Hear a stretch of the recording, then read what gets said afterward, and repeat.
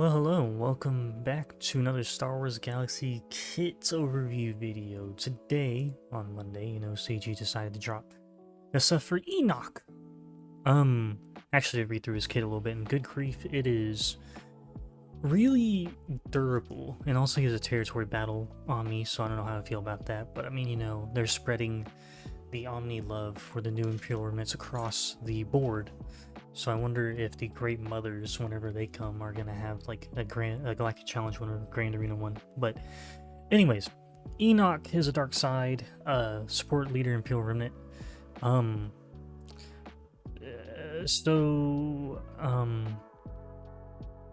know how to describe his kit, but we'll go over some of the FAQ stuff real quick. His marquee will be on August 15th, normal Relic 7 Rec for GL Ahsoka. Does Decay only work on Night Trooper and Death Trooper Peridia? No, when Enoch is in the leader slot, if all allies are Imperial Remnant and no other allies are Empire, with the leader tag, which is a bit pertinent there. It also works for non-droid Imperial Remnant characters. So you can't run either one of the Gideons underneath Enoch, like underneath his leadership. So, Decay doesn't reduce max health. Each stack of Decay reduces the max amount of the character's health bar that can be recovered. So it slowly chips away. Decay will slowly chip away at how much max health and health can be regenerated on the character, I guess is the way to say it. Also, there's a whopping minus 450% crit chance. Apparently there's a way to get through that. It says it can be overcome, but it's not going to be easy. Let's see, what is the purpose of this line in Enoch's leader ability? During his turn, whenever he uses Die Well, if an Imperial Remnant ally has less than 3 stacks of Decay, less than 50% health, he deals true damage to them equal to 100% of their max health. This allows Enoch to effectively force a qualifying ally to gain Decay in some situation. It helps him control the battlefield and give agency making without having to fully rely on the opponent's decisions, and this damage is not crit, therefore it cannot accidentally cause Decay not to trigger. That seems kind of confusing.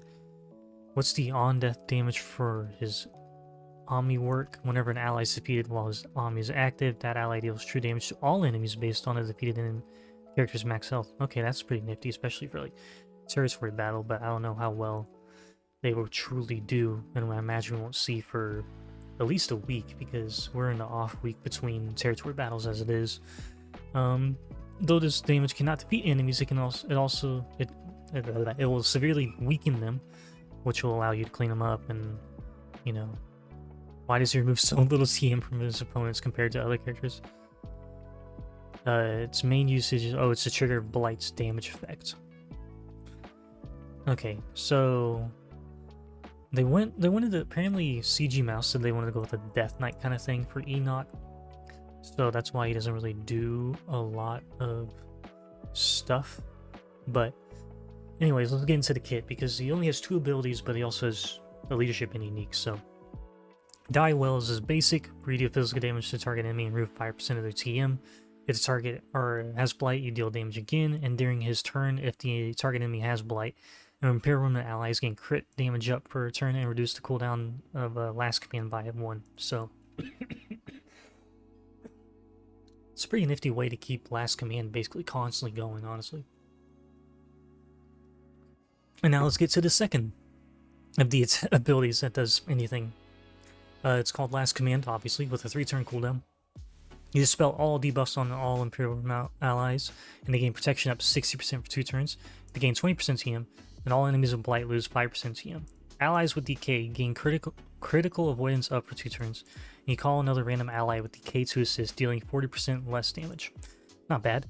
And then there's also this little caveat. A little thing down here. If all allies were Imperial Remnant at the start of battle, attackers gain advantage for a turn, which with Death Trooper Peridia and the Night Trooper both being attackers, that is really beneficial for them. Now we're gonna skip the Omni part, because we gotta get to the Zeta on the leadership of Arbiter Decay, which is pretty there's a lot here. Okay, so Imperial Remnant allies have plus 50% critical avoidance, plus 75% potency, and plus 15 speed. So a way to not being crit, extra ways to spread Blight, and more speed. Count me in. Sorry, I dropped something. Okay, and then at the start of the battle, if all allies are Imperial Remnant and no other allies are Empire with the leader tag, again, you can't run either one of the Moff Gideons underneath Captain Enoch. Whenever another non-droid Imperial Remnant ally would be reduced 1% health from a non-critical hit, if they have less than 9 stacks of Decay. I don't know why it pops up like that in here, but they recover 100% of their health and protection. They gain a stack of Decay, maxing out at 9, until the end of the battle, which cannot be copied, dispelled, or prevented. Non-droid Imperial Remnant allies are immune to healing immunity, so you can't, really stop them from healing, which is good. Well, stop the healing immunity heal, but whatever. During his turn, whenever he uses Die Well, if an Imperial Remnant ally has less than 3 stacks of Decay and less than 50% health, deals true damage to them equal to 100% of their max health, which can't be evaded. That ties back to the whole thing in the FAQ up here about the whole leadership thing. It's just to take control of the battlefield, I guess, kind of thing. Where were we? Allies with Decay have plus 50% critical avoidance and tenacity, and an additional 150% max health. So on top of the already 50% critical avoidance you have from just the base, whenever they have Decay, they have an additional 50% tenacity, and 150% max health. Whenever Imperial Remnant allies gain a stack of Decay, they taunt for a turn, and Imperial Remnant tank allies gain taunt for a turn. And then what Decay does is you have minus 10% health limit per stack when you cannot health steal. So, kind of a weird way to really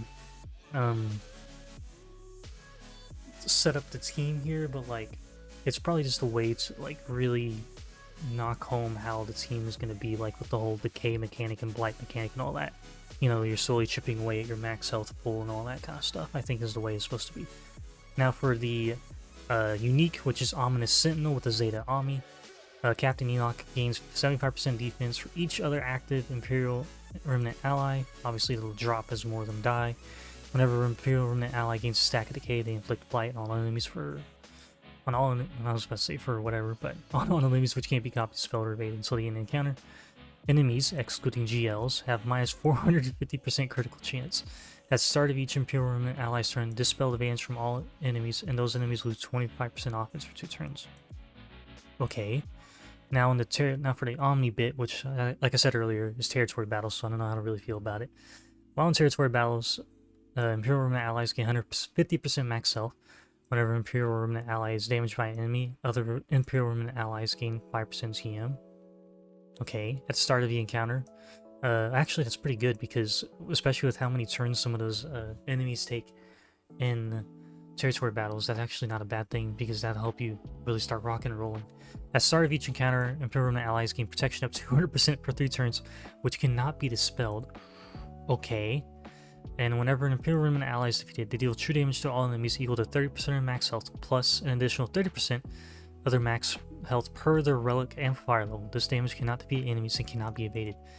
That actually isn't a horrible Omni. I mean, will I put it on? I don't know, because I honestly don't know, because it's not a bad Omni though, because hell, you can just load this up with the 2 Death Troopers, Night Trooper and like Storm underneath Captain Enoch lead, or maybe even TIE Fighter, and like, that's actually not a horrible one to do, honestly. But yeah, his kit, I think it makes a lot more sense in the grand scheme of things, combined obviously with Death Trooper Peridia and the Night Trooper, with the whole Blight and Decay mechanic being spread all over the place. So it'll be interesting to see how well he actually does though, with only having 2 abilities and all that. But yeah, time will tell to see how well he changes things.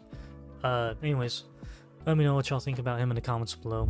Thank you for watching, and I'll catch you guys later. I hope you have a good rest of your day.